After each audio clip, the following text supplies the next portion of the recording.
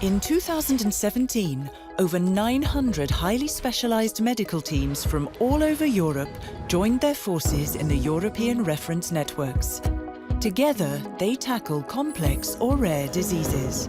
Patients and their advocacy organisations are the main players in driving the networks.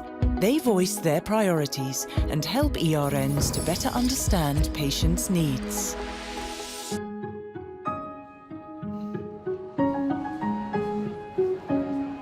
Je suis Daniel Renaud, je viens de Montpellier et je suis le représentant des patients dans le réseau de référence sur les maladies rénales rares. Ma fille Mathilde a d'abord été diagnostiquée avec des hématuries dans les urines.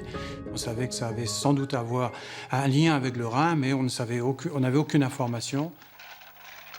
Il a fallu attendre qu'elle ait 6 ans pour faire une biopsie rénale et diagnostiquer le syndrome d'Alport, qui est une des maladies rénales génétiques. Je suis présent aujourd'hui à Amsterdam, principalement pour rassembler toutes les organisations de patients qui vont intervenir au sein du réseau européen de référence sur les maladies rénales rares.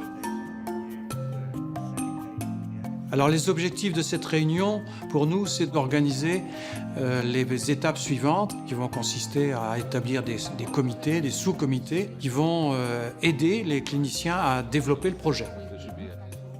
Les patients vont intervenir pour mieux définir ce que c'est qu'un parcours de santé. Smile. Qu'est-ce que c'est que la qualité de vie pour un patient? Il y a des aspects aussi de transition entre l'enfance et l'adolescence, entre l'adolescence et l'adulte. Et ça, c'est des aspects très critiques dans la qualité de vie. We can learn by listening to them in a very systematic manner how we can improve our care. In every activity of the network, we will include the patients. We will listen to what they have to say, and we will tailor the way we write our guidelines and our recommendations and our standards to their needs. C'est un projet qui vise les patients. La politique de la Commission a toujours été de dire que les patients sont au cœur de ce projet. Patients called for it since 2006. They called for the creation of centers of expertise for rare diseases in the member states and for their networking at the European level.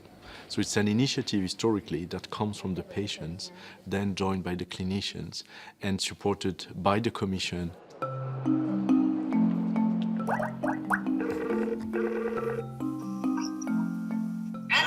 Allô, ma chérie, comment tu vas? Ça va et toi? Oui, très bien, très bien. Papa, moi, ce que toi tu fais, je pense que je l'ai déjà dit, mais pour moi, c'est une source de grande fierté. Que la voix des patients et de leurs familles soit entendue, c'est quelque chose qui est très important dans un milieu médical on va dire, de docteurs techniciens. Donc moi, ça me donne beaucoup de fierté, beaucoup d'espoir. Ce que j'ai connu, moi, comme errance de diagnostic pour ma fille, je ne veux pas que quelqu'un en Europe la connaisse aujourd'hui.